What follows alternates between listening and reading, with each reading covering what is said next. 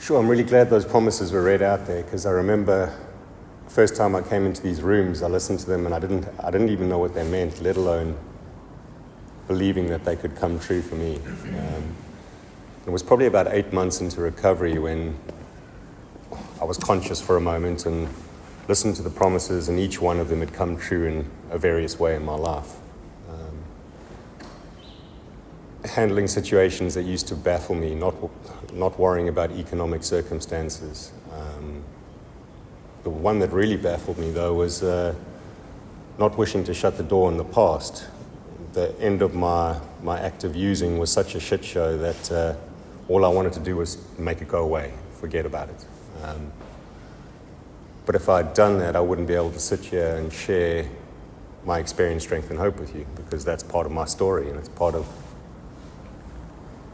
having that experience and that strength and that hope is what I can share with others. So the promises is perfectly written, in that I don't want to shut the door on that, because that's me, that's my story, and that's what I want to share with you today. So I was born in Johannesburg, grew up in Durban, very loving family up until the age of 12. I remember a very happy, content childhood. Always, my brother and I got on well, parents happily married, and then I think it was about 12 and a half, parents decided to separate. And there was a lot of things going on that we weren't privy to, but it was during that separation that, I started feeling irritable, restless, and discontent. And very alone, fearful. All those hallmarks of an alcoholic started to come into my life. And I remember making a promise to myself at the age of 13 that I'd never be poor and I'd never rely on anyone. And as a 13-year-old whose family's just fallen apart and been sent to a dodgy boarding school, it kind of makes perfect sense, Like, I want to be self-sufficient, I don't want to rely on anyone, and the divorce left both my parents in a lot of economic insecurity, and I said I'd never be poor.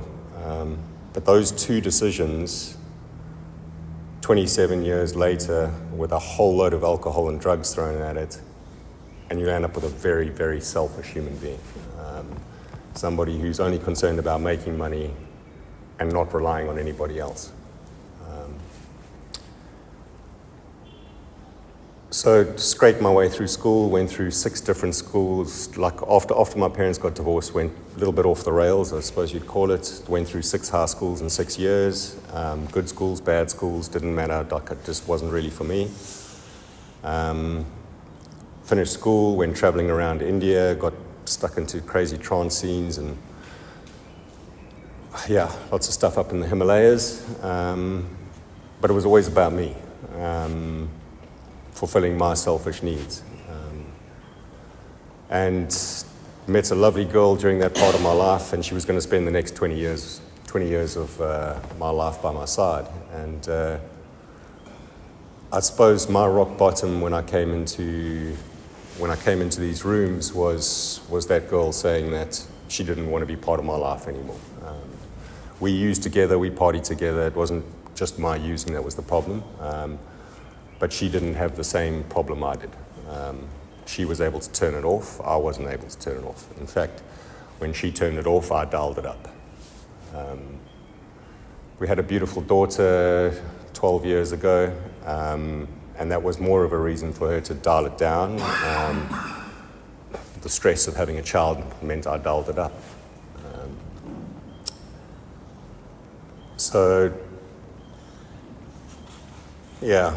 I came into the rooms probably 3.5 years ago,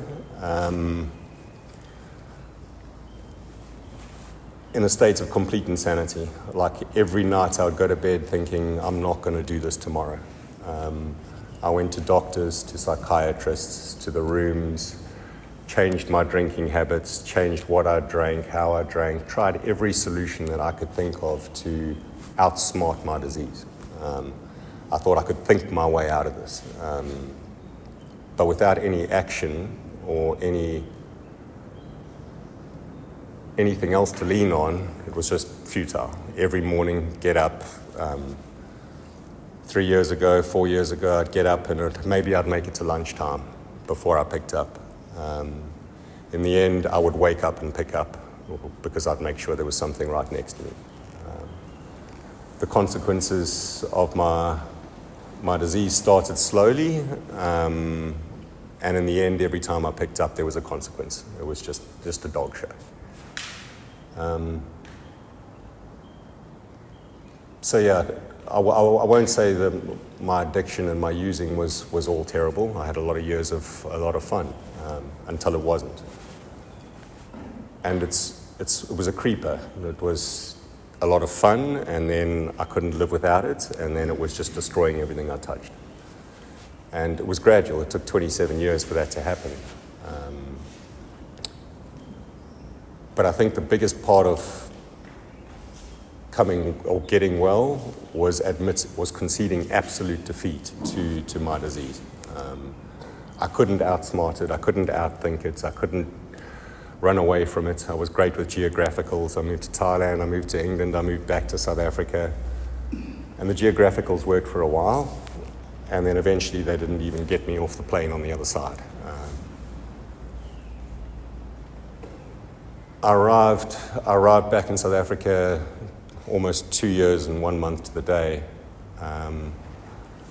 Suicidal, wife leaving me. The business that I'd spent 5 years creating had kindly asked me to leave, and not very kind terms. And a year before that, I'd gone into treatment and I had all those things in my life. But I still thought through a load of self-pity and, guilt and shame that everything was like done. And I didn't think my rock bottom could get any lower, and it just kept happening. A wise person once said to me, rock bottom's like a never-ending cellar where you lift up the trap door and you go down the next level, and you go lift up the trap door and go down the next level until one day you lift it up and there's the Grim Reaper looking up at you. And I can totally relate to that, because in the meetings in the UK, they talk about the yet. I haven't lost this yet. That's part of my life, but I haven't lost it yet. And eventually I picked up that trapdoor, and I didn't want to live. Like going to bed every night thinking I'm going to beat this tomorrow and not being able to do it completely destroyed my self-esteem, my self-worth. And I wanted to end it because I couldn't see another way out of this. Every time I picked up, there was a consequence, and I just didn't want to live like that anymore. In fact, I didn't want to live anymore. But I was so riddled with defects, still in denial, full of arrogance, that when I walked into the rooms for the first time, I started interviewing people about why I should come here. Like, what do you have to offer me? Meanwhile, I'm sitting there with yellow eyes, everything in my life an absolute mess, but just still so arrogant and in denial about what I was doing to those around me and doing to myself. But the steps are perfectly written in smashing down that ego, admitting that I'm powerless, like I can't control it, I can't determine the outcome, I'm powerless over this substance. Every time I pick up, there's a shit show. I cannot stop once I start. So, step one, I'm totally powerless. First smash of the ego. I need something else to help me. Step two, because I'm totally insane, I need to be restored to sanity. So step 2 and 3, again, smashing the ego. I need to rely on something else. And in the beginning, I had no higher power. In fact, I brought my daughter up as a scientist. I didn't believe in anything beyond what I could teach and do.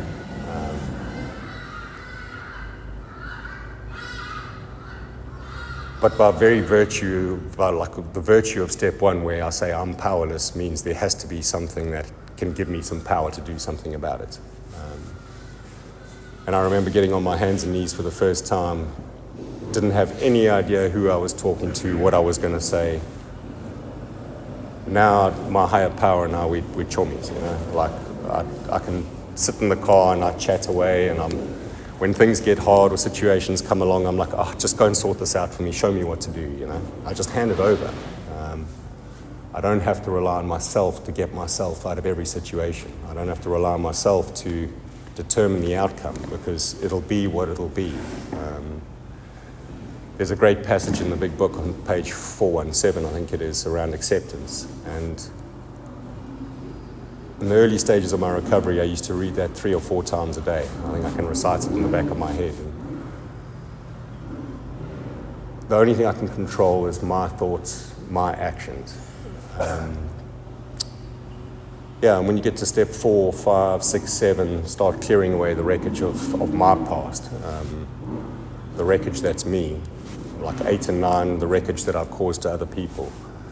And then 10, 11, and 12 are just looking after maintaining that spiritual condition and helping others. And I remember walking in and looking at the 12 steps on a board going, oh, I'll do the first 11. As for helping others, that's not really for me. You know, like, other people can go and do that. They can waste their time doing that. I just want to get well. I want to stop drinking and I want to stop using. So I'm going to take the first 11 and I'll leave 12 to everybody else. Selfish, arrogant, self-centered, until I got to step 12 and I was like, actually the first 11 are really important, but it's all about 12. It's all about carrying a message, the hope that, you know, we do recover. And I remember saying to my sponsor, what is this message that we're talking about? And he's like, that's simple. It's that we do recover, that recovery is possible. And over the last 2 years, my recovery's changed shape so many times. You know, in the first month or two, it was just about survival, making it through 24 hours.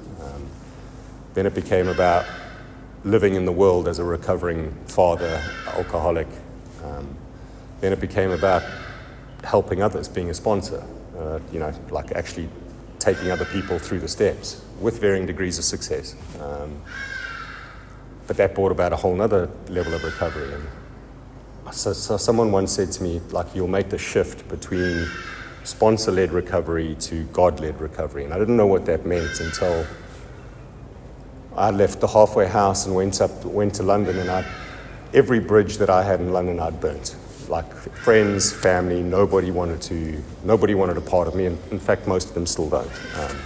In fact, the 10 years that I lived in London, every friend and family member that I haven't spoken to one of them. That's how bad things got. So I was going to London with absolutely no, what I thought at the time, support network. I didn't know what I was doing. I got over there, I walked into the B&B, and I got on my hands and knees, and I was like, just tell me what to do, you know. And I remember speaking to my sponsor going, what am I going to do over there? You know, I'm going there because my daughter's there. And he's like, just go to a meeting and keep going to the same meetings, and the fellowship will pick you up. And he was so right, because I just went to the same 7 or 8 meetings every week for 3 or 4 months, and now my whole life's built around recovery. The people I go running with, all in recovery. People I play squash with, all in recovery. The people that I go out for meals with, all in recovery. And I like sick people. You know, for 27 years, I ran around with sick people, having a lot of fun with crazy people. And I do exactly the same thing now. I run around with a lot of sick people who know they're sick and just want to get well. And we have a lot of fun. We just don't drink and use at the same time. And for me, that's a complete miracle. If you have a look at the term spiritual awakening, I never knew what that meant, you know. And I was like, oh, there's going to be some bolts of lightning and these guys in the church. And then I was shown, I think it's Appendix 2 or 3 in the back of the big book. And it says a spiritual awakening is a change in behavior sufficient to bring around recovery. It's not a bolt of lightning. It's just I don't do things the way I used to do them. I don't react to things the way I used to react. I don't try and control things the way I used to try and control them. I don't judge things the way I used to judge them.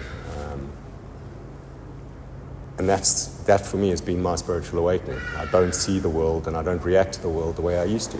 My behavior has changed and I can live in recovery peacefully.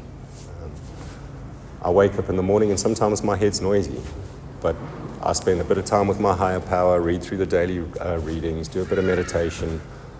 And I'm not some yogi or some guru. I just do a couple of basic things every morning, and my head's quiet, and I go into the day like that. It was weird. I'm now back working for the same business that I started in 2016, and the other day we had a serious problem. One of the big pipes were down with the internet coming from the US, and these guys were asking me the most random questions, and I was sitting there going, like, why are they asking that? Why are they not getting it?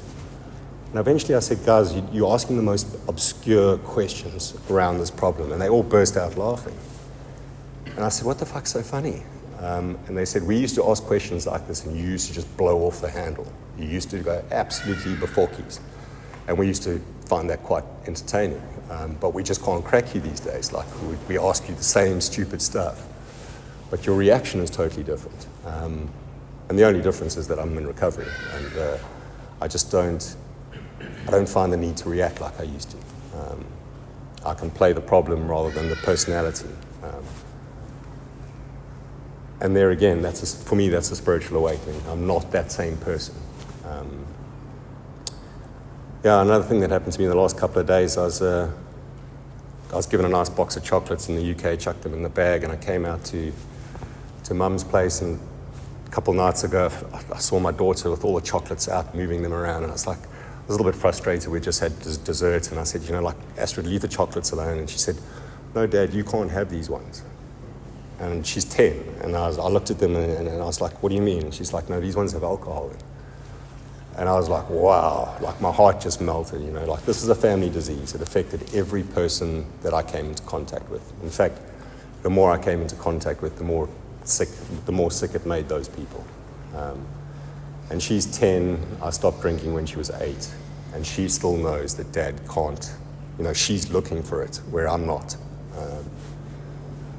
She gets my sobriety chips and my sobriety key fobs, and she loves it, Like when I do come with a coin, it's like, oh, great, And we sit and we have a conversation. That's my chance to sit and make amends to her and say, as she grows older, I'm going to take her a coin every year and say, like, do you want to talk about what happened when Dad was sick, And I've got her into the habit of it now. She doesn't get as many coins because they kind of peter out after a year.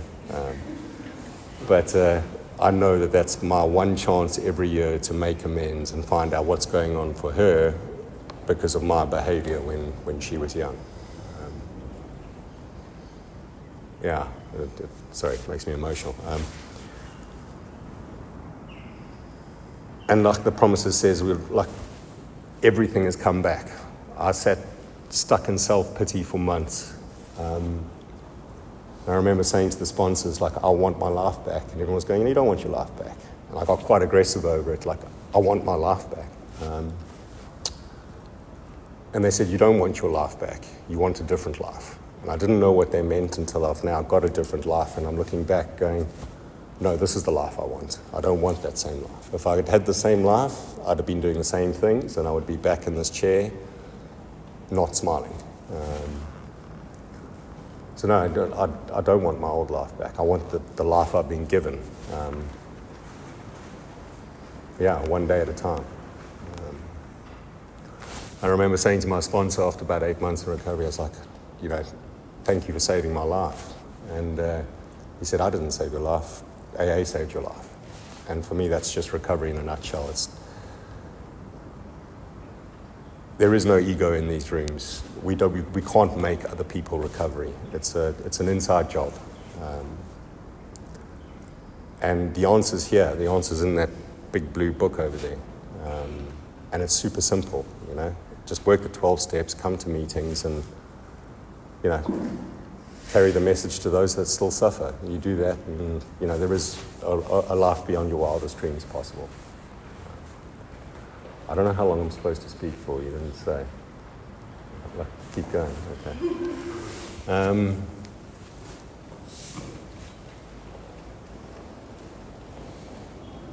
Recovery for me wasn't quick. It took me the first 2 months. I was so stuck in self-pity and guilt and shame that I didn't even want recovery. The first month I didn't even want to live. So for me, it was a gradual, sometimes quickly, sometimes slowly. I was definitely on the slower end of the spectrum.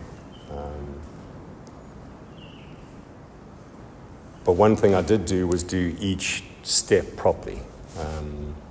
I took time with each step. There was a point where I said, okay, I'm going to do these 12 steps properly with everything I've got. And if they still don't work after that, then I can wipe myself out. You know, I can say I gave it one last shot. And luckily, it was that one last shot that I can wake up every morning now and be grateful for.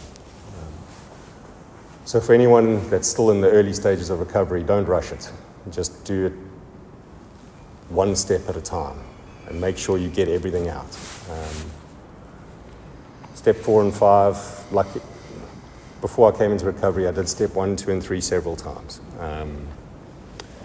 Step 4 and 5 were scary, but that's where I could start clearing away the wreckage of the past. Find a higher power, clear away the wreckage of the past, take ownership, accountability, and apologize for my appalling behavior, and keep doing that, and then go out and help others. You know, it's pretty simple. I know there's 12 of them, but I just break it down to 3 or 4 because I like to complicate things. My head likes to get very noisy. I'm an analyst, so everything has to be dissected and pulled apart and put back together. But the power of a good sponsor is just to simplify that. I know sometimes I have given my sponsor a whole lecture about what I'm doing and why I'm doing it and the justifications, and he can just break it down into, you're mad. It's like, okay. So what should I do? Just do this. The power of suggestion, you know, they say the power of suggestion, you know, like they're not suggestions, they're things I have to do to get well. I think it's called a suggestion so that you still have choice. But if you want to get well, it isn't a choice. It's something you have to do, or I had to do. You know, do what you want to, but I had to do exactly what was suggested to me in the order it was suggested to me to be able to sit here and share like some sort of hope. So yeah, I'm going to leave it there, if you don't mind. Yeah.